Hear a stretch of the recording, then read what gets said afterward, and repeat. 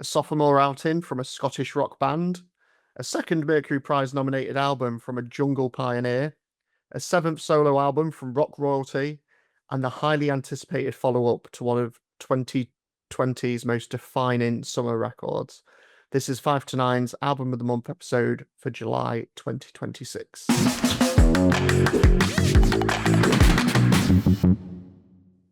And I've got to start on a sad note because it's sad to say that Andrew once again cannot make this episode due to his increasingly hectic summer schedule.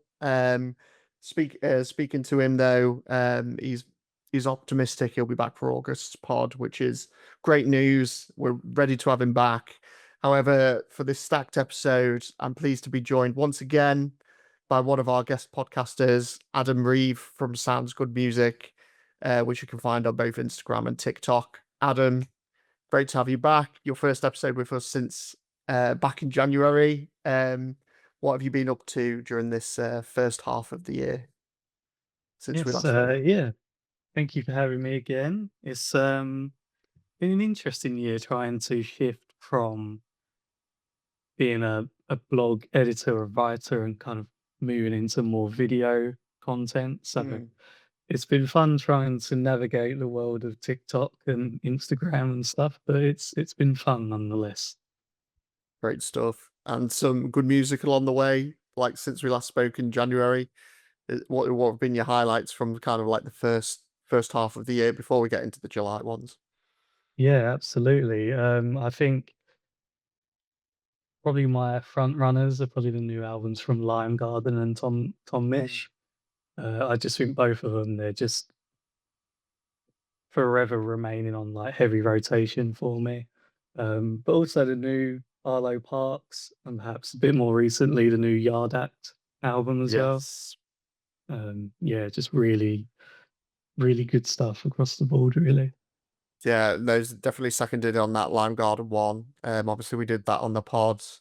Can't remember what month it was now, but did very well on that episode. And yeah, same as you, just had that one in constant rotation. Mm. I'm really digging, yeah, the new Yard Act one as well. So yeah, it's been a great first half of the year, but we'll start as we always do, looking back on some of our other music highlights from the previous month. So looking specifically at July and kind of outside the albums we're about to discuss, what kind of stood out for you um, in the last month or so? One particular release I should give a shout out is, the debut EP from Thimble, who are kind of brand new, sort of Brighton act, Mm. and, I have to check the name of the EP because it's a long one, so I need to make sure to nail it, but it's called "That's a Long Time to Be Caught in the Undertow," Love it. which is a long but pretty cool title. Yeah. Um, yeah, I just happened to stumble across their debut single, "Dinner at Six," and it was just, like, one of those songs that immediately encapsulates your mind, and Mm. it sounds so, like, otherworldly that it's like, "Okay, what is this?" Like, what is going on right now? Um, yeah, I was just captivated by it, and fortunately, their EP just doesn't disappoint as well. It kind of just delivers more of what was on that first single and expands upon it. It's, yeah, amazing.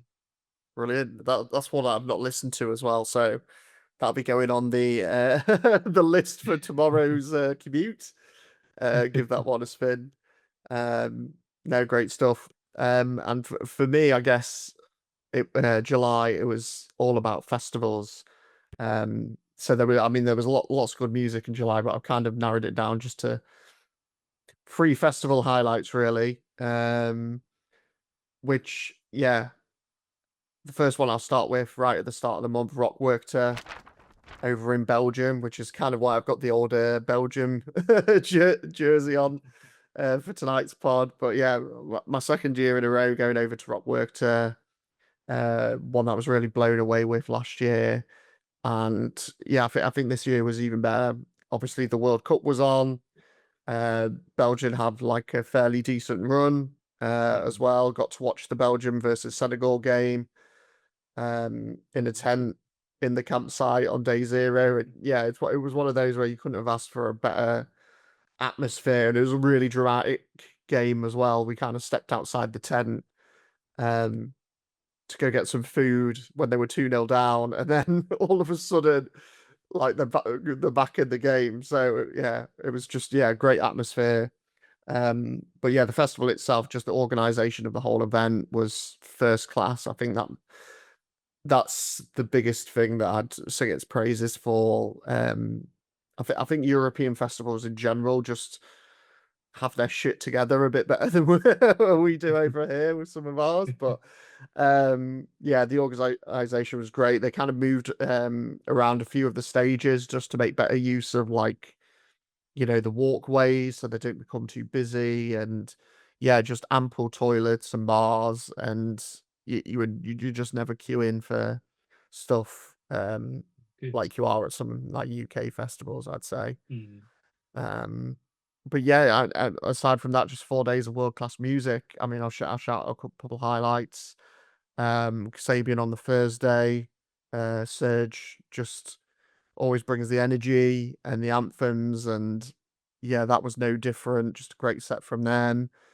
Finally got to see the XX again, who have just been away for too long, it seems, and yeah, they were just absolutely out of this world. Really hoping that we get some new music from them at some point this year, or even early next year. But I'm hoping that them resurfacing means that they've got something cooking away in the background. And then on the Saturday, two highlights I'll mention: the Haunted Youth, who are a Belgian band. They've actually made one of my favorite albums of the year, which I think I spoke about on the pause recently. But yeah, it was just great to catch them on their home turf.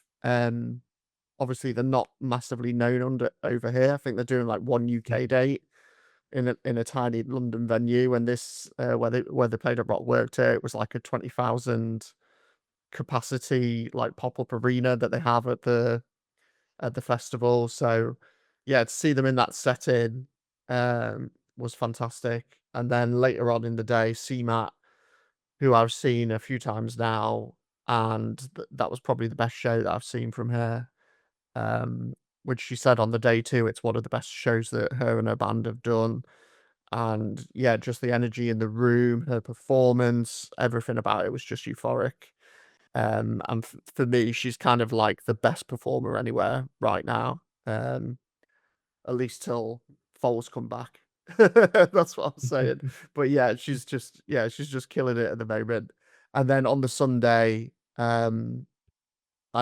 just wrapped up with a trio of legends. We got David Byrne, uh, into Moby, then into The Cure. So Oh, wow. it was like a festival run that you couldn't even dream up. I don't think Huge. Yeah. I'll ever be able to top that, just to see three genuine like music icons back to back like that. Moby as the sun was setting as well, and um David Byrne was in like the arena stage that I just mentioned, so he had like his full kind of arena production going on. And then The Cure just played for like 2.5 hours, all the hits, all the deep cuts. It was incredible Sunday. So yeah, shout out Rock Work, and then I'll just very give a quick nod to the other two to round up my three highlights. Mid July was the final ever Splendor Festival, which is like the big music festival here in Nottingham, um, which has been running since 2008. And it's one of those that sadly the like festival organizers basically admitted it's like not financially viable anymore. Kind of sort of got the impression that the tickets really kind of undersold this year, probably because of the World Cup and everything else that was going on. But yeah, just a huge shame really for the local scene, as Mm. it'll just leave a big gap in the festival calendar here. Um, but yeah, that said, it at least went out with a bit of a bang. Got to see Primal Scream for the first time, who were absolutely fantastic. It was them and the Wombats who kind of brought like the Saturday night party. And then on the Sunday, one of my favorite band's editors, got to see them again, including their 2 new singles, which I've just kind of had on a constant loop throughout the summer. Really can't wait for their album that's coming out in October.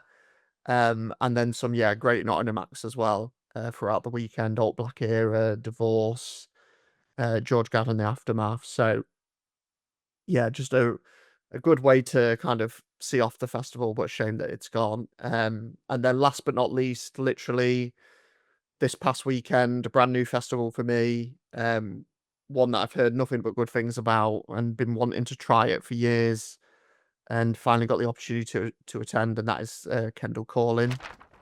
Um, and it's one that's every bit as magical as people say, like tucked away in the Lake District. So you've just got, yeah, all this stunning scenery surrounding you, like from the moment you kind of step out your car in the car park to like arriving into sight. You've just got all like the mountains kind of around you. So yeah, just really great setting. And then again, I mean, in terms of the organization, it's one where I'd say the organizers don't cheap out on the production. You can see where like so much care has been put into like every stage, every little corner of the site to make it feel like an immersive world, which compared to some of like the other kind of medium-sized indie festivals, um, well, I won't name them, but I'd say Kendall definitely go a bit further than they do with their stages and things like that. And yeah, again, the lineup just a great mix of like newer acts, nostalgic ones from back in the day. But yeah, the 2 highlights probably from the weekend were Saturday and Sunday headliners. We had Biffy Clyro and then Wolf Alice, which yeah, both of them just knocked it out of the park. Set lists were pretty, spot on. Had all the production tricks, confetti, fireworks, amazing staging, lighting. And yeah, just everything you could want from your festival headliners. So yeah, great first impression from Kendall Calling. And how about yourself? Did you get out to any shows, any festivals? No, I'm always one to want to check out the live circuit and Yeah. just never get around to it, or I usually get FOMO, Yeah. uh, the desire to go to these festivals after they've been and gone. I did go to a local one called Lazy Day Festival in Southend, and that was pretty cool. That had Feeder headlining on the Saturday, Oh, lovely. and it also had like other kind of nostalgic indie acts from the 2000s, like The Enemy and the Pigeon Detectives and stuff like that. Oh, no. We Are Scientists as well. So it Oh, was kind of a cool, but no, like nostalgia trip of sorts. Um, but no, it was a good time and a good event. But I think it was only its third year of existence, and each year they're mm, kind of building on it more and more. So I'm hoping it sort of sticks around and becomes a bit of a staple for the local area. that's it. No, some of those local ones can be so good. Um, Mm. no, I mean, Feeder, I missed them at Download. They're still a band that I've not seen. Um, but yeah, I know everyone who saw them at Download said they were one of the highlights of the weekend. It's Yeah, still they just were just good. yeah. And We Are Scientists, I did manage to catch. They were at Kendall Calling, Oh, um, cool. and yeah, they're just always a great time. Those guys. Yeah, yeah. There was a great moment during their Kendall Calling set where um, the drummer had to leave the stage for whatever reason, and without skipping a beat, Keith Murray turns around to Chris and goes, "Why didn't you tell me tonight's the night that our drummer's quitting the band?" And Mm. it's just like stuff like that. It was just so unexpected. I was just laughing about it for like 5 minutes. It was just like the timing of it, just as your man darted off stage to check something with his drum kit or have a word with the sound guy or something stupid. But yeah, really funny those guys. But no, Lazy Days Festival. Yeah, let's hope it sticks around. Great stuff. So that was our highlights for July.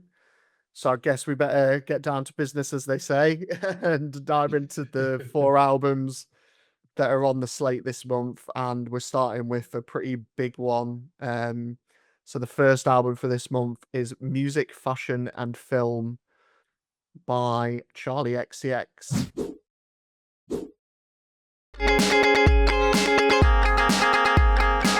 It makes me wanna throw my life away. All the music, all the people. And yeah, this unsurprisingly was our poll winner for July. Quite comprehensive from what I recall, and I can't remember who picked it. It might have been, was it one that you picked for this month? I think so, yeah. I Yeah, feel like if no one else was, then yeah, you I probably went should, for it because as it well. it needs to be in there. Yeah, well, good shout, definitely. And yeah, thank you to everyone who voted to get this one on the board this month. I think, like you say, I think it was one that had to be on here. Obviously, Charlie, an artist who, yeah, needs no introduction at this point, gone from underground, like experimental pop artist to, yeah, just one of the biggest pop stars on the planet right now. And that was obviously largely down to the cultural sensation that was her previous album, Brat. Um, as I said kind of at the top of the episode, one of the defining records of the 2020s. Um, and yeah, that wasn't just because of, yeah, the great pop music that was on there, but also just that enormous cultural impact of Brat Summer. I mean, not many albums make it to, was it like Oxford Dictionary's like word of the year was was Brat by the end of it. So that kind of says it all. And I think the enormity of the expectations, if she had waited a few years before following up that album, would have been just impossible to meet. I think, you know, if she kind of done that album, gone away, and left it like 5 years, I think the expectations of when she's going to follow up Brat, is it going to be any Yeah. good? Mm. They just would have been impossible to meet at that point. So yeah, I think she's done the shrewd move, returned basically a year or so after finishing like the album cycle run for that album. And yeah, I think with music, fashion, and film, for me, it just feels like the perfect follow up project. There's a lot to tie it back to Brat. The fact that it's called music, fashion, and film, which kind of it's in itself incorporates that Brat era where, you know, you had the album itself, but then you had like the green artwork and the outfits. The fact that she had that accompanying film with it, the moment, as well. So, but beyond that, you know, I was thinking, what else do those three things have in common? And it was like, well, no matter how great the art as mediums, you know, music, fashion, and film, they're designed to be like fleeting. Um, you know, they often capture a moment in time and then they can just go out of style, like in a moment's notice. And I think it's it's that, you know, that's kind of like running through this album. I think in that sense, it's Charlie letting us know that's where her head's kind of at on this record, even though she doesn't always explicitly say that's the case. I think if you look at like the themes and like the project as a whole, that's what really comes through to me. It's like she's finally achieved the acclaim that she deserves, but she doesn't want that moment to end too soon. And I think the rock music aesthetic of this album, um, I think that kind of symbolizes like that defiant attitude of like, you're not going to take it from me yet. Like, this is still my time kind of thing, which I just love. And yeah, I think lyrically, she just touches on a lot of subjects that kind of reflect that post Brat feeling. Um, Camera is probably the most overt in the way she talks about how her fame has kind of like taken hold and how it makes her feel vulnerable at times. But then you have like SS 26, which is It's like a song about the world ending, which, on the surface could just be about the state of the world in uh first half of 2026, which has been pretty apocalyptic, but it's also like, yeah, you could tie it to her fears, like if this album flops and there's the fact that there's that line in there that references like being cancelled, which is like, again, it's a satirical dig that you could take at like politicians and people like that, but also a fear of her maybe saying the wrong thing, and like how quickly like this thing that she's built could just, disappear. Um and then the last track with David Cronenberg, No One Lasts Forever, which opens with the words, "I don't want to go home. Now I'm more confident than ever. Since everyone knows my name, the party's just got better." And again, I think that kind of sums up the record for me. It's her not wanting this party to end. Um, but then by the end of, that track, and by the end of the album, because it's the closing moment on there, it gets very ominous, and David Cronenberg comes in, and he paints this feeling of like, falling into the abyss, where he just repeats that phrase, "They are dead, they are gone, like no one lasts forever." It's like very all doom and gloom kind of by the end. Um, but at the same time, I mean, it's a weird one. It's almost like it's daunting, but almost like this quiet acceptance from Charlie that she knows that this moment won't last, but she's just going to enjoy it as much as possible while it's here. So she kind of goes through that journey on the record for me of like the fear of not wanting the moment to end, and then by the end of it, it's kind of like, okay, it's not going to end forever. Let's just enjoy it while it's here, which I think's it's quite a beautiful thing, I think. And um I think that sentiment of like just enjoying it while it's here is then reflected in the other tracks on the record, like Rock Music, Wink Wink, the ones that have that, this is the Charlie you love, let's keep this party going feeling about them. Those kind of like signature singles and tracks that are on there. Um, and then there's a couple of nice moments where she like reflects on her career as a whole, like 2007 and Magic Metal Montana. Like both of them are like these love letters to her music ultimately. Like the latter Magic Metal Montana, that's like a one directed to her collaborator AJ Cook, who's kind of brought her to this place where she's the superstar that she is. And then the other is her kind of reflected on the time before she became Charlie XCX. So 2007, it was kind of like her like just before she became the artist that she is, kind of thing. And yeah, it's just almost like her taking a pause, looking back, uh, like she's had her career up until Brat, and then she's gonna have everything after it as well. It's kind of like the looking back, yeah, just looking at taking in the moment, I guess, is where she is on this one. But yeah, overall, I think from my side, definitely just the perfect follow up to Brat. I love the sonic aesthetics with the guitars that she's gone for with this record, and like I say, I think thematically, I've read some reviews where I think some people have said they found this album quite like empty and vacuous, which I guess they've taken tracks like, Wink Wink and then Card Declined, which was kind of like about shopping, but it's like not really about shopping. But if you read the lyrics on face value, it looks like she's just chatting about nothing. But I think if you look at the project as a whole, and if you look at the presentation and read between the lines of, what Charlie's talking about and putting forward here, I think it's actually quite a fascinating and quite personal record that's got a lot to dissect. I mean, I've probably waffled on a bit too much there, but with I feel like I could probably like go through a bit more on it as well. It's one of those records. I think I've if I was to sum it up, I'd say at its core, it's an album that's about like the mortality of art. That's how I would sum it up. It's about the mortality of art.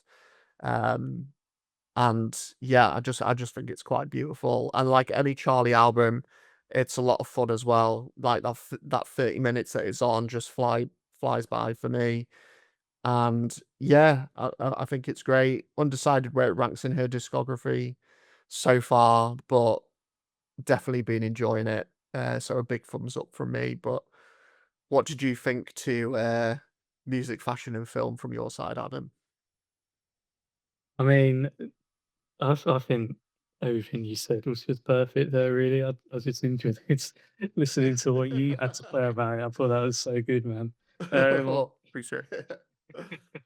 yeah, I agree. Like, I think similar to you, I think the expectation that I had as a fan of Charlie in general, but also a fan of Brat and the kind of impact that that brought, it was Yeah. like so much expectation that it was almost destined to disappoint in some ways. But Mm, I suppose the more you kind of sit and listen to the album and really dive into the layers and the lyrics and that, it kind of gives off a way more fleshed out and complete sort of listen than mm, what you get on the initial ones. Um, because yeah, I think for me as well, when the songs were being released as singles, you weren't really getting the full picture of them. absolutely, yeah. So sonically, because of how short they were, like you weren't really able to pick up a lot when they were just those standalone songs. But Mm, once the album sort of came out in its entirety, you could kind of understand where they fit within the context of the album. mm, And I think that's something that's similar to Brat, where you needed to see the entire thing to really like appreciate each song absolutely, yeah. individually. Um, and yeah, it was good to kind of still hear parts of what we heard on Brat and other sort of albums of Charlie, like her insecurities and kind of thoughts and opinions on herself, her career, Mm, um, and kind of broader industry topics and whatnot. Um, but I think it was interesting to kind of get it from the perspective of where she's at now as someone who's a huge name and a headliner and everybody knows her name sort of thing. So it was kind of cool to still be able to hear insecurities and stuff while on that kind of elevated position now. yeah. Um, and yeah, it was just once you sort of start getting accustomed to the songs, it was good to be able to sort of take in the lyrics and what the real meanings are behind them to really gain a sense of the kind of journey that Charlie goes through, Mm, ultimately leaving on points that discuss what music and fashion and film are in terms of art forms and also their kind of longevity in today's world, I suppose. It that's was it. just, yeah, Exactly. Yeah. really just, yeah, really interesting album. Really similar to you, an album that I don't know, I feel like you could just listen for an infinite amount of times and pick out just something new from them each time. Just, yeah, really good. Absolutely. Yeah, it's one of those that like first listen, it just kind of felt like, yeah, this is okay. But then like you nailed it. Like the more you listen to it, the more you unpack. And yeah, I think ultimately I've come away with it like holding it quite in strong regard, and I'd like to see where it ends up kind of at the end of the year, um, at the end as well. So yeah, big praise from both of us then for Charlie XCX. And now we move on to our second album, which is Frozen Charlotte by Jack White.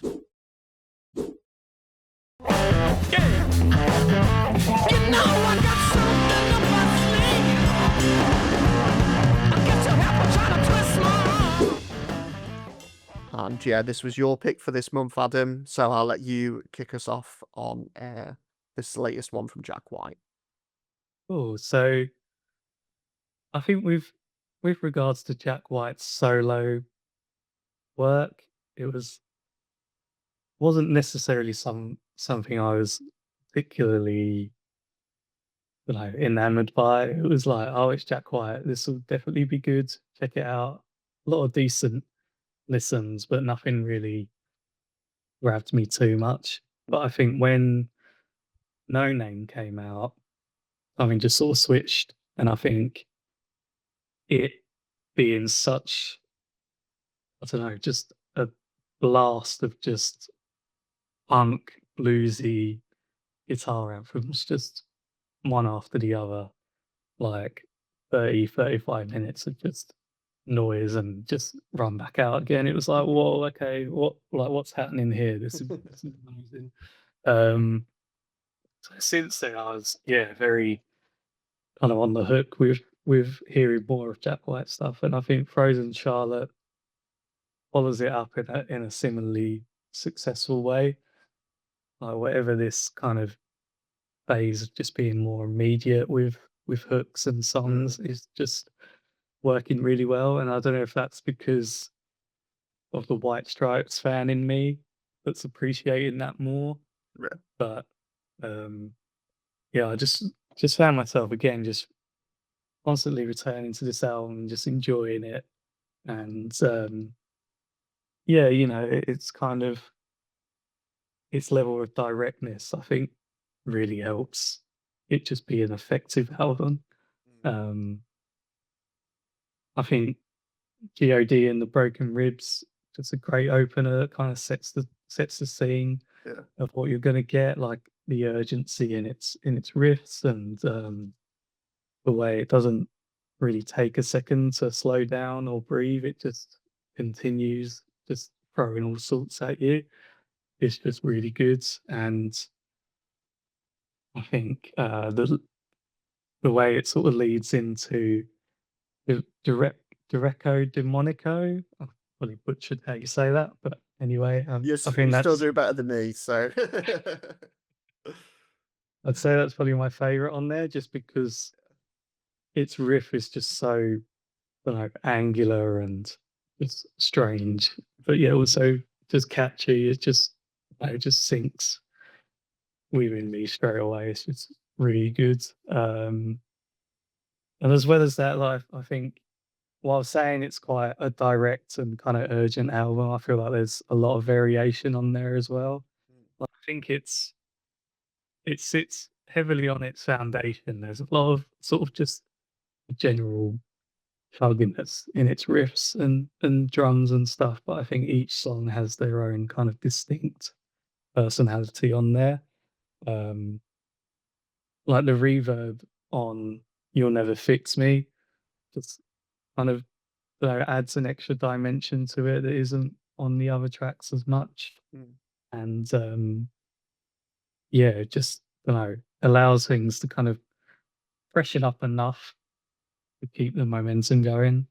Um, and I think even to have a song like "I Can't Believe What I'm Hearing" sort of so low down on the album, but still come away with thinking that, oh my god, this is just another banger on this album. I think it's kind of testament to how good this album is. Mm. Um, but with saying that, I do think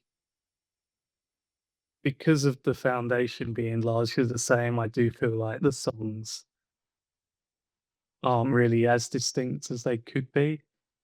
Like, I think altogether it's a solid album listen, but in terms of singular tracks, I don't think you'd be able to necessarily pick out one from the other too much.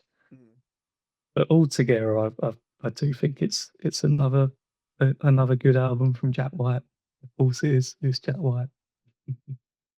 No, brilliant. Yeah, I mean, I've kind of come away. I'd say similar place to you. I'd say, um, yeah. I mean, I think for me, it's hard to not enjoy a Jack White album, whoever you are, Mm. like to some degree. Like his music with the White Stripes, iconic. Raconteurs back in the day as well, Mm. underrated. And then, Yeah, I mean, interesting you saying that you'd never been into his solo stuff, whereas for me, like his solo stuff has actually been like the high of his career. Um, while I did enjoy like the White Stripes,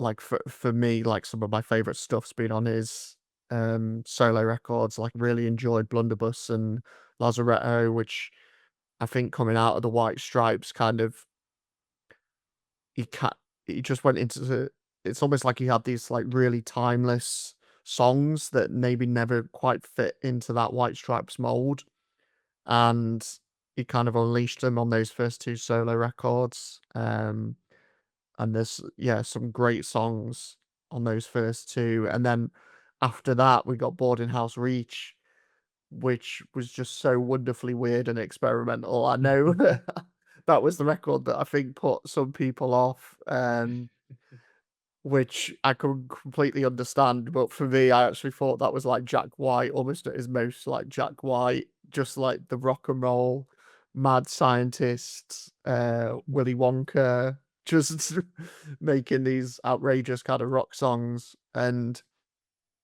yeah, after that, we kind of got that double album with Fear of the Dawn and Entering Heaven Alive, which again, some great highs on both of those records. And then obviously No Name was the one for you, um, which kind of got you interested in his solo material. Whereas for me, like I know a lot of people really loved that one and saw that as the high of his solo career, but I guess for me, I'm probably the outlier that I preferred like the more kind of like kooky stuff that he did on Mm. like Boarding House Breach and Lazaretto and um, those kind of records. But yeah, I think ultimately where I've landed on Frozen Charlotte, like I said, is kind of same as you.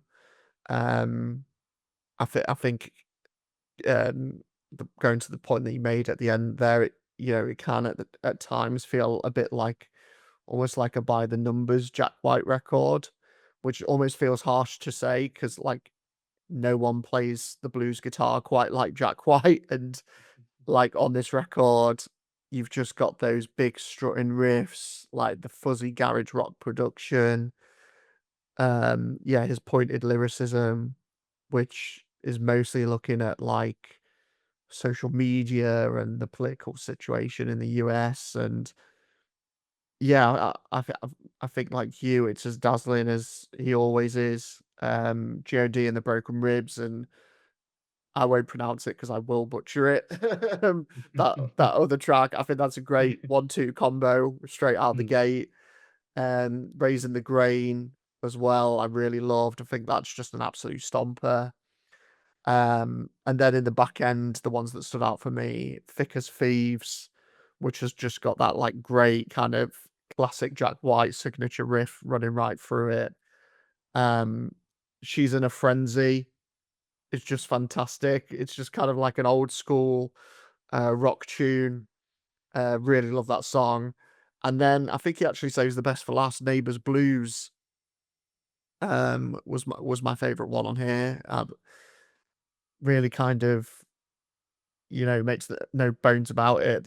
Looks at the way immigrants are kind of treated in America and like the hypocrisy of that, and obviously that's relevant to the situation going on here at times as well. So um yeah, quite powerful lyrically, but again, some melting guitar work um on that track as well. I think it just makes a really great way to end the record. And like you say, it never really kind of lets up from the get-go to the end point as well. It's pretty consistent. So yeah, definitely an album that I'll happily listen to front to back.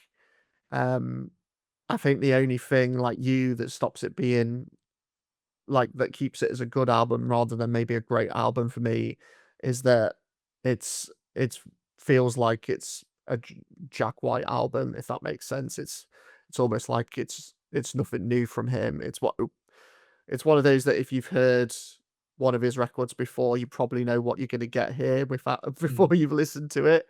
Yeah. So there's not as many surprises as we've had on some of his other work, but um, that said, yeah, definitely some high points throughout the track list, and his musicianship is, yeah, as mind blowing as it's always been. Um, so yeah, like I said, the only thing missing for me is just pushing that boat a little bit, maybe outside of his comfort zone, like he's done on some of his other work. But overall, yeah, really solid listen. Um, from one of the greats of modern rock. So yeah, 2 for 2 uh, for this month so far, and we'll move on to album number 3, which is Picking Petals by Lucia and the Best Boys.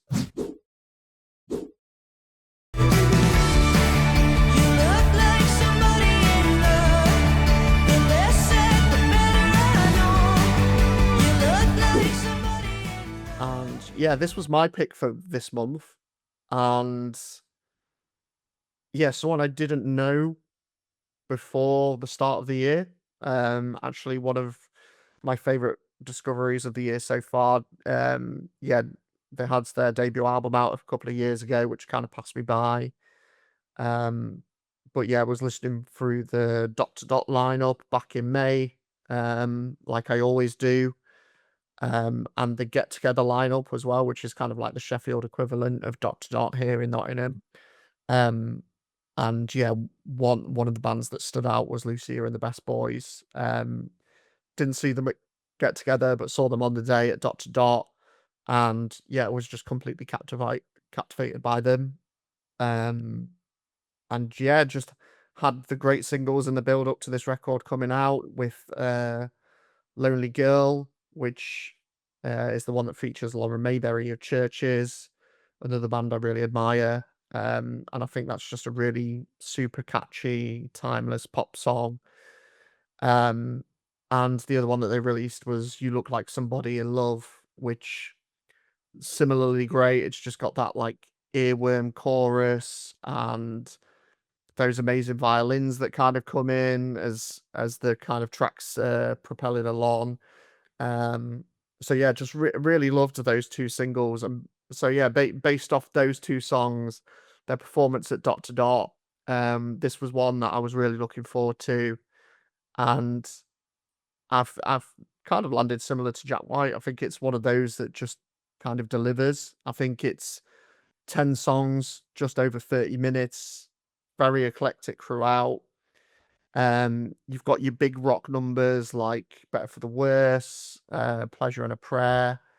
And then in the back end, we get Big Romance, which I think they released after the album came out, which is the single that's got Abigail Morris from The Last Dinner Party on there, who comes in, guest features, does a stellar job with a vocal performance on that song.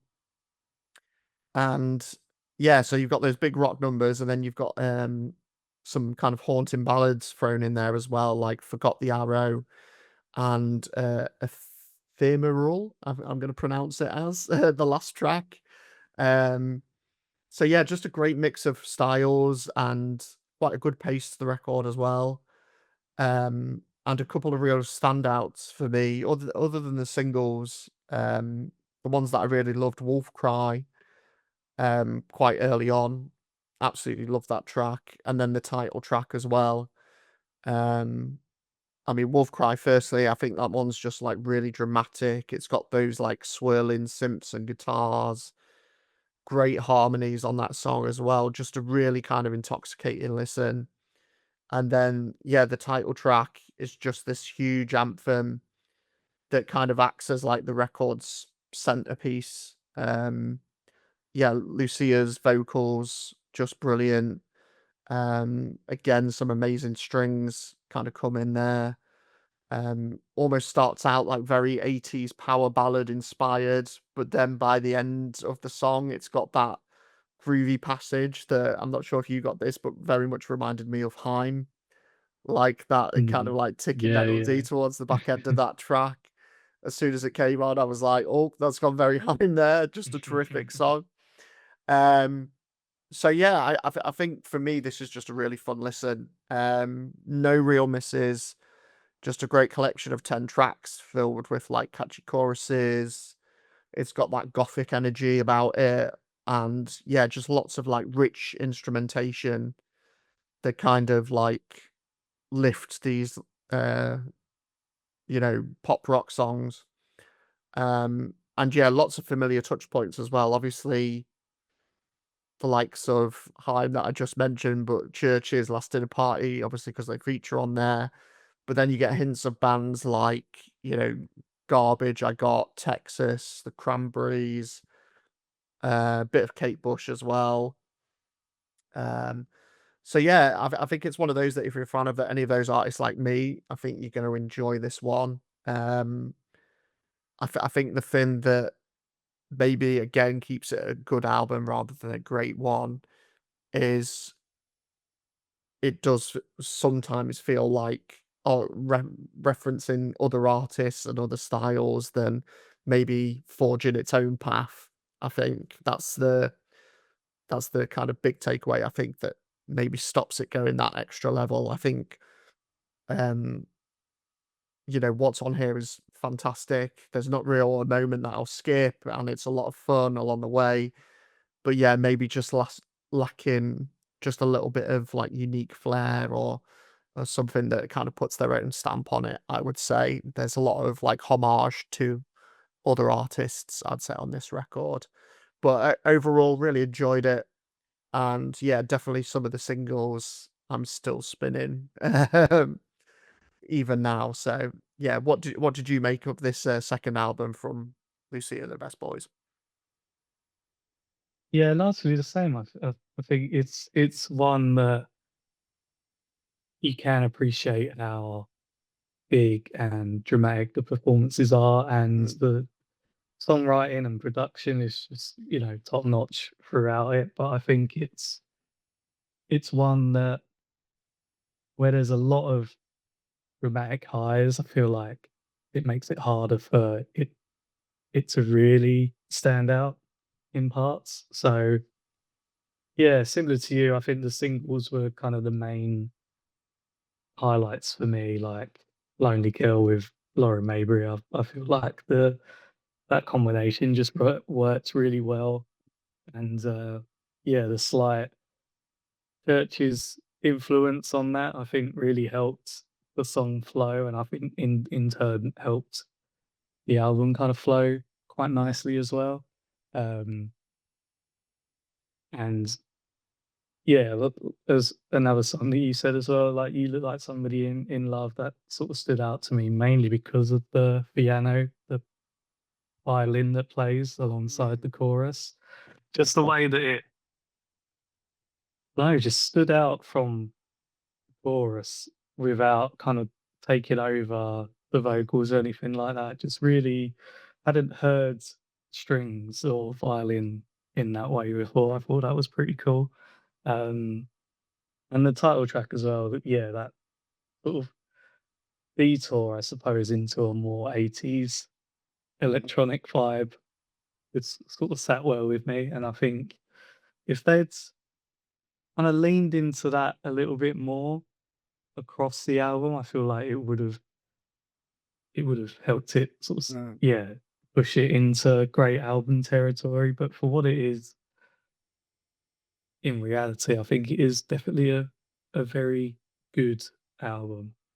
Yeah. Yeah, obviously one that I'm not gonna sort of turn away or like skip through any tracks. But yeah, definitely sort of appreciate what it delivered at the same time. Yeah, it's interesting. It's kind of one of those where the mix of the mix of styles on here kind of helps the album as it plays because it's quite eclectic, but at the same time you get that there's that underlying feeling that they're still working out, Mm. what their sound is a little bit. I mean, they're only two Yeah. albums in, so it does take some artists, a couple of records to really kind of say, okay, this is where we're most comfortable. This is what's working. So yeah, there is that kind of underlying feeling about it. But yeah, definitely, like I say, an eclectic record. You're gonna have different styles coming into your ears throughout this one. But yeah, a solid album for sure. Um, so yeah, that was Lucia and the Best Boys, and we'll now move on to incredibly off our final album. I'm always used to it. I'm still used to 5 albums, but yeah, we're on to the fourth one, and this is Emotional Junglist by Naya Archives. Dance with me tonight. Let hesitation sit this one out. I wanna be held tight. So yeah, this one was Andrew's pick, but I can kick us off on this one as fairly familiar with Naya Archives' work. Even though like yeah, her EPs kind of passed me by, but I did listen to her acclaimed debut album, Silence is Loud, which a couple of years ago nominated for the Mercury Prize, and as I always do, went through, listened to all the Mercury Prize nominated records.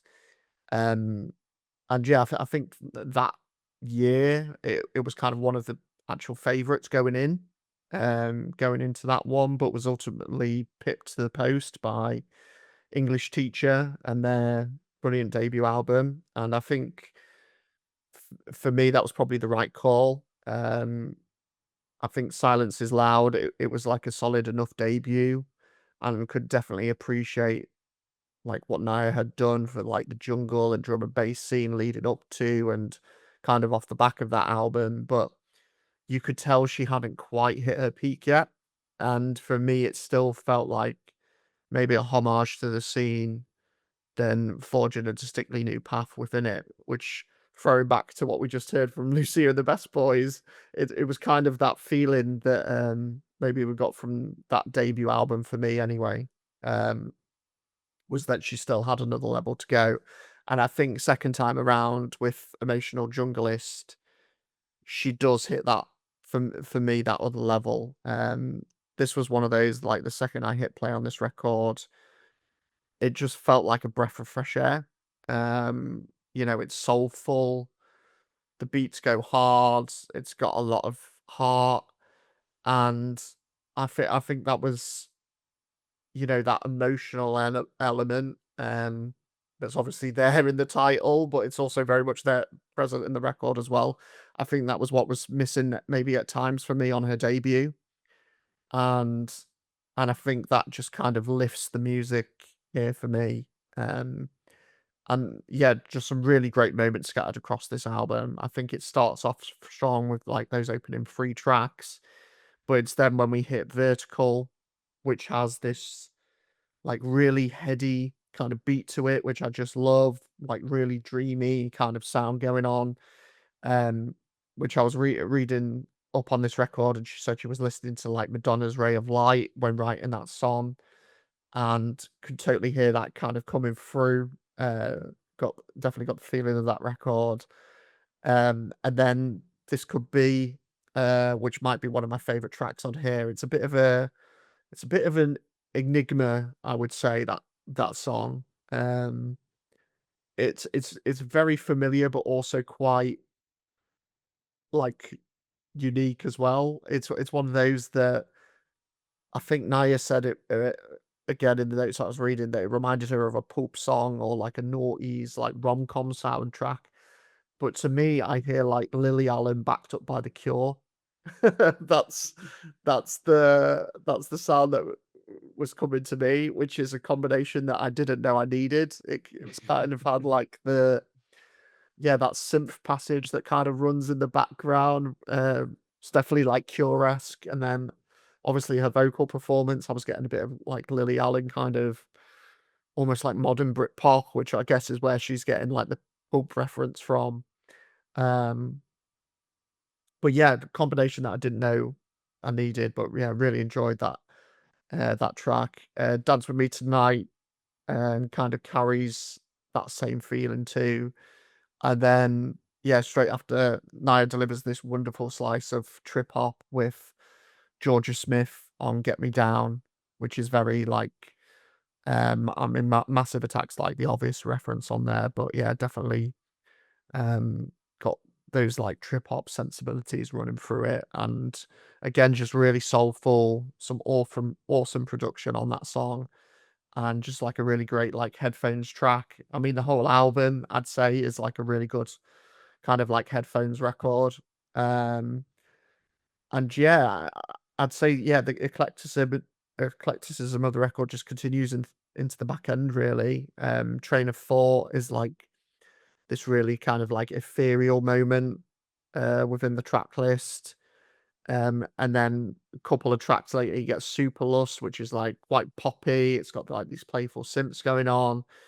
But then within that, you've also got the kind of jungle break beats coming in to kind of drive it along and kind of again just it's like pop music, but with that jungle take on it, which I really love.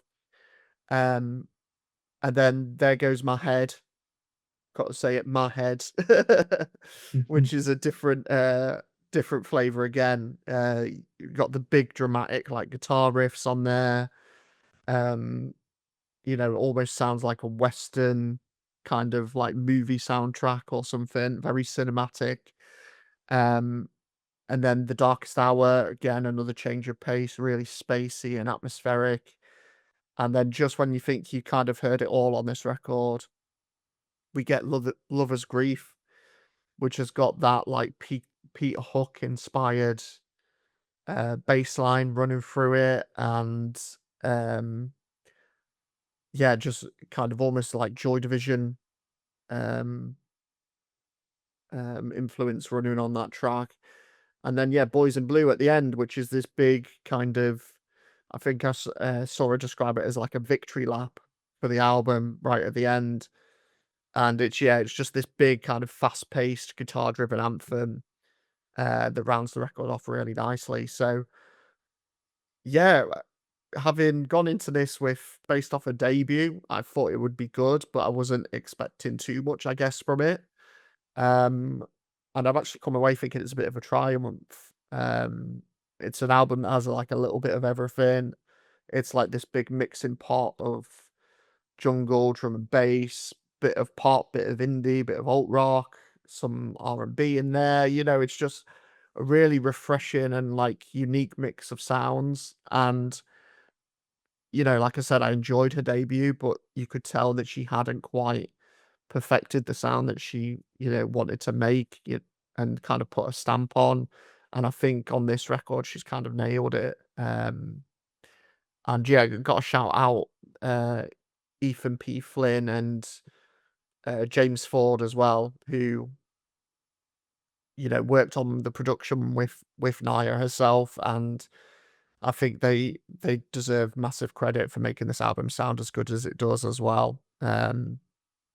Obviously, yeah, James Ford, one of the best in the business, um, and yeah, just does a great job of helping Naya along the way. And yeah, it's just a record that for me works on multiple levels. It's quite chameleonic. I think it's one of those that, like I say, you can just listen to it and like immerse yourself in your headphones. But then if you want to go play it loud at a party or in your kitchen so you can dance around, it's a record for that as well. So yeah, will it win the Mercury Prize? I'm not sure. I mean, there's some big albums in there. It's Don't get me started on the Mercury Prize because I'll be here all night. But with regards to this record, I think if it did kind of emerge victorious, it would be an undeserving winner. I think it's a really strong album. But yeah, what did you make of this record from Naya Archives? Yeah, I was hugely surprised. I think I like similar to you, I was sort of aware of Naya, but didn't know too much of her work before this one. And yeah, like it just offers so much of everything and kind of nails everything at the same time. Like I wasn't sure how to feel about the kind of the beats and the percussion throughout because I was kind of concerned whether that would be the case for a lot of the songs on this album, and it would kind of turn it a bit one-dimensional, but it just wasn't the case at all. And I think what was cool was just the contrast between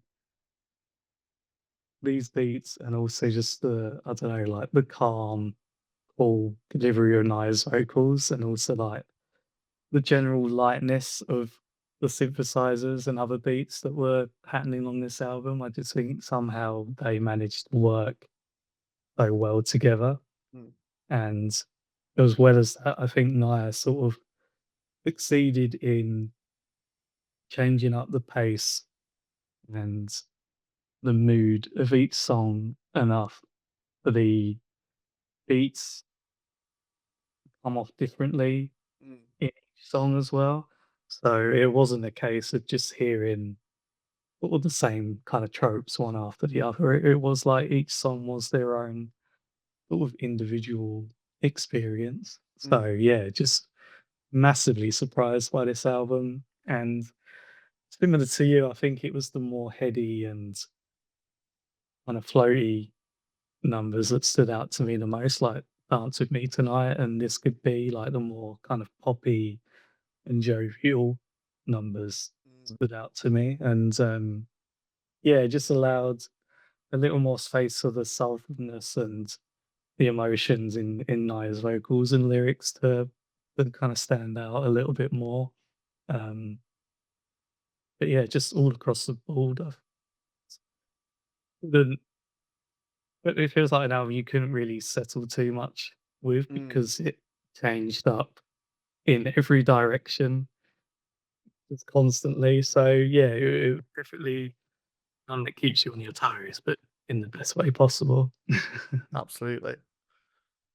No, I mean, yeah, strong album again, and I feel like this we've got a hard choice this month because I think all of these albums have definitely got their merits. Mm. So yeah, with that said, I guess we better move on to the verdict. And I'll start with Andrew's scores. Obviously can't be here to kind of explain his thinking, but he's at least sent through his scores to kind of give us an indication of where he's at with these records. Um, and I'll start with Charlie XCX, who he gave 8.2. Jack White, he gave a 7.8. Lucia and the Best Boys, he gave a 6.5. And then Nia Archives, he gave a strong 8.6. So Nia Archives is his favorite for the month. And I guess I'll do mine next because it's relatively similar, I would say, to Andrew's. Obviously, I don't do the the decimal points, but fairly similar. I gave Charlie XCX an 8, which on another day could very easily be a 9. I think I was just comparing it to the other 9s that I gave out this year, and I'm still not sure if it's quite there yet, but certainly I think give it a, like I said, till the end of the year, it could easily be right up there for me. Jack White, I gave a 7. Lucia and the Best Boys, I gave a 7. Again, good, but maybe a few things limiting those two records. And then Nia Archives, I gave an 8. So 2 7s, 2 8s for me. And it's all up to you now, Adam, as the deciding vote. If you just want to, yeah, run through your scores. Yes, I feel like there's not too much difference here, but yeah, Charlie XCX I gave an 8 out of 10. Although similar to you, I feel like the more I listen to this album and just experience this album, like that score will just increase. But for now, it's Mm. an 8 out of 10. Um, Jack White is a 7 for me, just because, as we discussed, it sort of feels a bit more of the same Mm. Jack White records than anything else, but it's still good in itself. And the Cheer and the Best Boys I gave a 6 out of 10 because I liked what I heard, but I felt I wouldn't return to it as much as I would for like the Jack White album, for example. Yeah. Um, and then for Nia Archives, it's another 8 out of 10 for me. I think this is probably for now, this is probably my favorite album of the lot. So Yeah, really enjoyed this one. Great stuff. And by my calculations, it's a very close race, but by 0.4 due to Andrew's scoring. Yeah, 0.4. It is Naya Archives is the winner for this month. So there we have it. Congratulations to Naya Archives with Emotional Junglist for winning the album of the month title for July 2026. And moving on to our grand final at the end of the year, where who knows, might be a Mercury Prize winning album by the time that episode rolls around. We'll wait and see. But yeah, that's it for this episode. We'll be back with our August edition next month. And if you want to help pick one of the albums on our shortlist, head over to the 5 to 9 Instagram page. Give us a follow and yeah, keep an eye out for the upcoming poll. For now, though, a massive thank you to you, Adam. Great chatting to you through these albums. Great discussion as always. And yeah, thank you all for listening. See you soon.